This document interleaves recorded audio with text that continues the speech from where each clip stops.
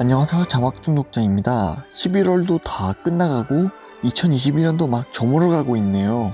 날씨가 많이 추우시죠? 저도 굉장히 춥습니다. 추운 날씨에 따뜻한 것을 떠올려 보세요. 커피, 난로, 팥죽, 기타 등등 따스한 것이 그리웁지는 않으세요?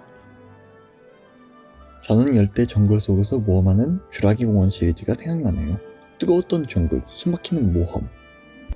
그런데 여러분, 쥬라기 공원도 원작 소설이 있다는 것을 아셨나요? 네, 그렇습니다. 오늘 이 시간에는 쥬라기 공원 원작 소설을 소개하는 시간을 가져보도록 하겠습니다. 쥬라기 공원 원작 소설은 마이클 크라이튼의 SF 작품으로 영화와 같이 코스타리카의 한 섬에서 일어나는 사건들을 다룹니다. 물론 영화도 재미있지만 소설은 그와는 다른 차원의 진지함과 재미를 들려주는 요소들로 가득 차 있는데요. 우선 마이클 크라이튼은 1942년도에 태어나 2008년에 사망한 미국의 소설가입니다. 그는 하버드 대학을 졸업하였고 다양한 학력을 가지고 있었습니다.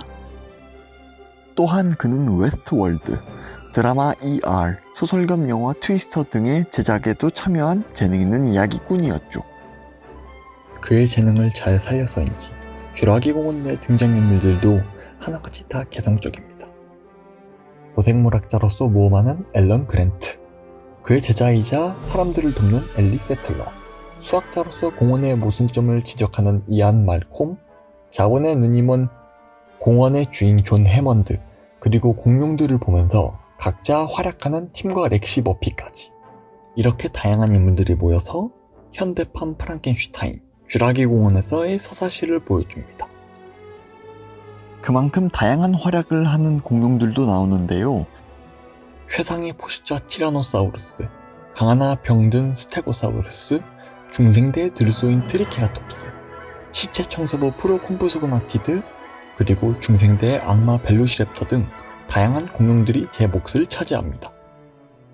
이제 줄거리를 요약해보겠습니다. 책의 이야기 구성은 머릿말, 프롤로그, 1차 반복, 2차 반복, 3차 반복, 4차 반복, 5차 반복, 6차 반복, 7차 반복, 그리고 에필로그로 나누어집니다. 머릿말에서는 인젠 사건이라는 가상의 사건을 통하여 쥬라기 공원의 사건들이 실화인 것처럼 꾸몄습니다. 프롤로그 및 1차 반복, 어떤 알 수 없는 생명체들이 인간들을 습격합니다. 그 사건들을 알게 된 구티 에레츠는 그 동물의 표본을 얻어서 에드워드 심슨이라는 파충류 전문가에게 보냅니다. 심슨의 동료 리처드는 그냥 조금 원시적인 독을 가진 파충류라고 결론을 내립니다. 물론 물렸던 피해자의 그림을 보고 다른 동료가 공룡이라고 말했지만요. 2차 반복, 그랜트와 엘리는 공룡 화석 발굴지에서 인젠의 변호사 도널드 제나로가 그들을 귀찮게 굴었던 것과 공원의 대략적인 설계도를 넘긴 것을 상기합니다.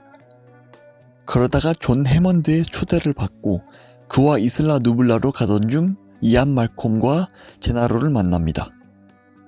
한편 인젠을 노리던 바이오 신사의 루이스 도지슨도 어느 한 인젠의 직원과 수정란을 훔치는 거래를 시작하게 되죠.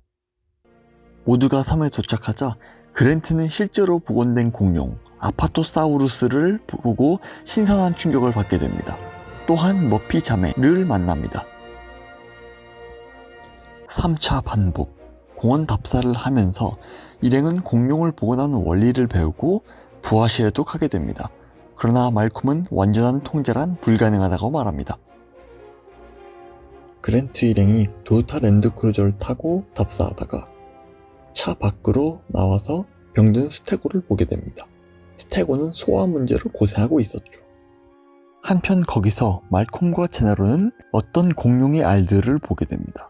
그 알들은 랩터의 알이라고 추정합니다. 그리고 개구리 DNA가 섞여 있을 것이라고 추정하죠. 4차 반복, 폭풍이 도착합니다. 데니스 네드리는 공원 시스템을 먹통으로 만들고 엘리와 제나로는 하딘과 남으며 크루저 2대는 티라노 목장에 다시 돌아옵니다. 겁먹은 공원 마케터 에드 리지스는 도망치고 거기서 성체 티라노가 탈출하여 팀과 렉시가 탄 랜드크루저를 물어서 던져버리고 말콤과 그랜트도 부상을 입힙니다. 공원 시스템이 먹통이 되자 그랜트 일행을 걱정했던 로버트 멀두는 토우 미사일을 실은 지프를 타고 가려고 했으나 네드리가 가져가 버립니다. 네드리는 도지슨과 거래를 하였으며 개선장으로 강을 따라 아무렇게나 가고 있었습니다. 그러나 딜로포사우루스에게 죽고 맙니다. 한편 팀, 렉시 그리고 그랜트는 구사일생합니다. 팀은 겨우 크루즈에서 탈출하여 렉시와 그랜트에게 합류합니다. 에드가 아성체 티라노에게 먹히는 것을 본 그랜트 일행은 공원 내로 들어갑니다. 한편 헨리우는 늘어난 일부 공룡들이 개구리 DNA를 가진 것을 확인하고 폭풍이 멎어가고 있을 때 엘리 일행은 센터로 돌아갑니다. 멀두는 아이들을 찾아 나서죠. 티라노 목장은 엉망이었습니다. 그러나 크루저 내 흔적을 본 멀두는 일부가 살아있다는 추측을 내립니다. 그리고 말콤도 발견하죠. 통제실의 공학자 아놀드는 네드리가 망친 시스템을 복구하고자 시도하고 엘리는 말콤을 치료하는 하딩을 도우러 갑니다. 아놀드는 공원을 복구시키고 하딩은 말콤이 섬 밖으로 나가야만 한다, 즉 치료를 제대로 받아야 한다는 결론을 내립니다. 그러다가 아놀드는 생명력 시스템과 기계 시스템이 다르다면서 말콤의 주장을 지적하죠. 다음날 안전한 식량 창고에서 쉬던 그랜트 일행은 트리케라톱스 모녀 그리고 헤드로사우루스 무리들을 목격합니다. 컴퓨터를 껐다 킨 아놀드는 헤드로와 성체 티라노를 목격합니다.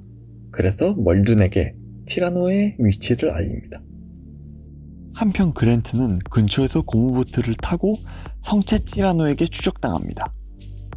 다행히 아성체 티라노가 죽은 먹이를 가르치려고 했기에 벗어났지만요. 5차 반복. 네드리를 찾은 아놀드는 티라노를 놓친 멀둔에게 네드리를 찾았다고 말합니다.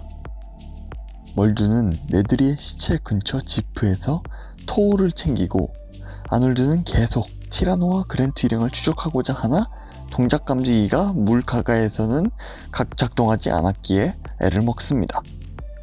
그랜트 일행은 익룡원과 딜로와 티라노가 있던 강가에서 죽을 고비를 넘깁니다. 한편 멀두는 티라노에게 마취총을 쏘고 도망칩니다.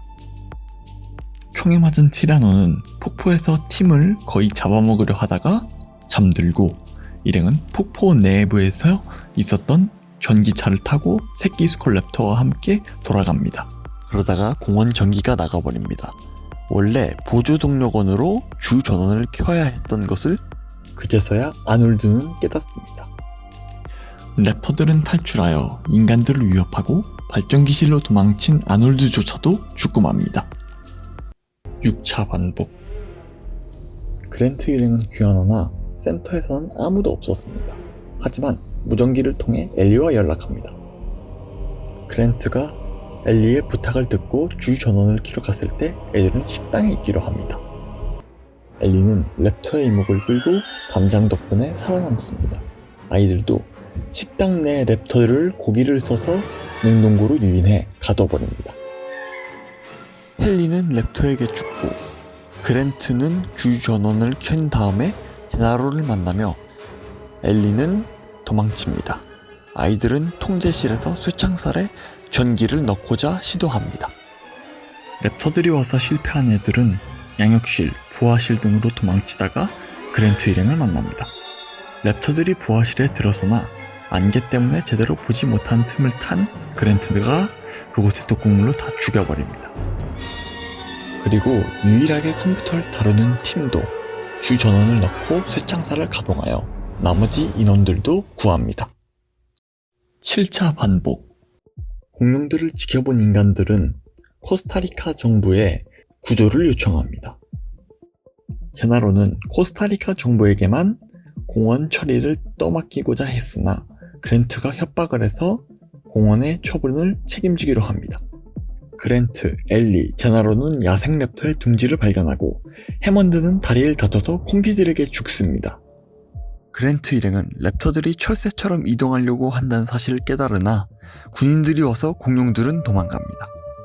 모든 인간들은 군용 헬기에 탑승하고 결국 섬은 파괴됩니다.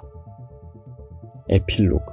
그랜투와 애들은 코스타리카에 압류당하고 있었고 구티 아레츠는 그와 만나 일부 공룡이 살아남았다는 암시를 주고 소설은 끝이 납니다. 저도 대사집을 준비하면서 생략한 것이 참 많았습니다. 공룡 간의 싸움, 말콤의 명대사들, 이런 것들은 소설을 더욱 흥미롭게 만들었거든요. 특히 말콤이 말하는 현대 과학의 맹점, 카오스 이론 등은 소설의 진지함을 더욱 끌어올립니다. 물론 그런 부분 때문에 지루해하시는 독자분들도 계실 수 있지만 적어도 저는 흥미로웠습니다. 물론 영화판과 소설 각자 장단점이 있긴 합니다. 영화는 더 극적이고 소설은 더욱 진지합니다. 그래서 영화는 상대적으로 가볍고 소설은 상대적으로 지루할 수 있습니다. 그래도 저는 소설의 판정승을 쥐어주고 싶습니다. 소설의 진지함이 더욱더 강력한 메시지를 남기기 때문입니다. 이제 쥬라기 공원 원작 소설 소개도 끝이 났습니다. 어떠셨나요? 저는 책 소개 영상을 올리는 것이 처음인데 많이 부족하다는 것을 느낍니다. 그래도 언젠가는 더 영상이 좋아지고 또 저도 더 재미있게 영상을 만들 수 있을 것 같습니다. 그리고 또한 언제 한 번은 꼭 이 소설이 재출판되었으면 좋겠습니다. 이상으로 쥬라기 공원 원작 소설 소개 및 리뷰를 마칩니다. 자막 중독자였습니다.